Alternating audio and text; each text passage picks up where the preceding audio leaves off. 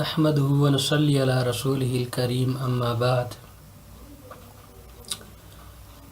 یہ ایک حدیث بیان کی جاتی ہے جس کا مفہوم یہ ہے کہ بڑا بھائی والد کی جگہ پر ہوتا ہے۔ الاکبر من الاخوۃ بمنزلۃ الاب۔ اس حدیث کے بارے میں کسی بھائی نے یہ پوچھا ہے کہ اس کی تحقیق و تخریج بتائیے، اور مجمع الزوائد کے حوالے سے لکھا ہوا ہے اور کنز العمال کے حوالے سے بھی۔ یہ حدیث ان الفاظ کے ساتھ کہ الاکبر من الاخوۃ بمنزلۃ الاب کتب احادیث میں سے معجم الکبیر طبرانی میں موجود ہے، جلد نمبر 19 اور صفحہ نمبر 200 بھی، اور اسی طرح یہ حدیث شعب الایمان امام بہقی رحمہ اللہ کی جو کتاب ہے اس میں بھی جلد نمبر 10 اور صفحہ 314 پر موجود ہے، اور اسی طرح یہ حدیث معجم الصحابہ لابن القانع جلد 2 صفحہ 382 میں موجود ہے۔ مجمع الزوائد میں حافظ حیثمی رحمہ اللہ اس حدیث کو ذکر کرنے کے بعد اس حدیث پر انہوں نے جرح کی ہے۔ حافظ حیثمی رحمہ اللہ اس حدیث کو ذکر کرنے کے بعد فرماتے ہیں رواہ الطبرانی وفیہ الواقدی وهو ضعیف، کہ اس حدیث کو طبرانی رحمہ اللہ نے بیان کیا ہے اور اس حدیث میں واقدی راوی ہے اور وہ ضعیف ہے۔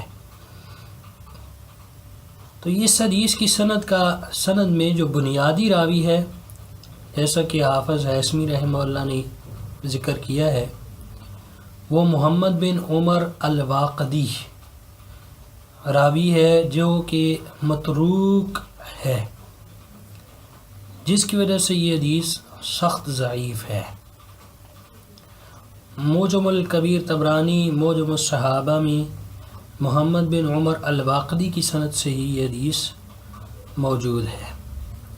شعب الایمان امام بہقی رحمہ اللہ کی کتاب، اس میں بھی اس حدیث کے اندر واقدی راوی ہے جو کہ سخت ضعیف ہے۔ امام بہقی رحمہ اللہ اس حدیث کے متعلق فرماتے ہیں کہ وَرَوَاهُ أَيْضًا غَيْرَ الْوَاقِدِي عَنْ عَبْدِ اللَّهِ بْنِ مُنِيبٍ وَقِيلَ عَنْهُ عَنْ مُحَمَّدِ بْنِ مُنِيبٍ، لیکن اس کی سند بھی ضعیف جداً ہی ہے۔ ایک تو محمد بن عمر الواقدی الاسلمی وہ متروک الحدیث ہے، اس وجہ سے یہ حدیث ضعیف ہے، اور دوسرے نمبر پر اس حدیث میں ایک راوی ہے جو کہ کثیر بن کلیب الحضرمی ہے، وَيُقَالُ الْجُهَنِي، یہ اپنے ابو سے بیان کرتے ہیں، اور ان سے ان کے بیٹے حسیم راوی بیان کرتے ہیں۔ حسیم راوی مجہول ہے، عین سا یا میم کے ساتھ حسیم۔ اس حدیث کے متعلق شیخ البانی رحمہ اللہ فرماتے ہیں کہ یہ حدیث موضوع ہے۔ شیخ البانی رحمہ اللہ نے ضعیف جامع الصغیر میں یہ بات کہی ہے 2288 نمبر میں۔ تو یہ حدیث سند کے لحاظ سے سخت کمزور ہے، ثابت نہیں ہے۔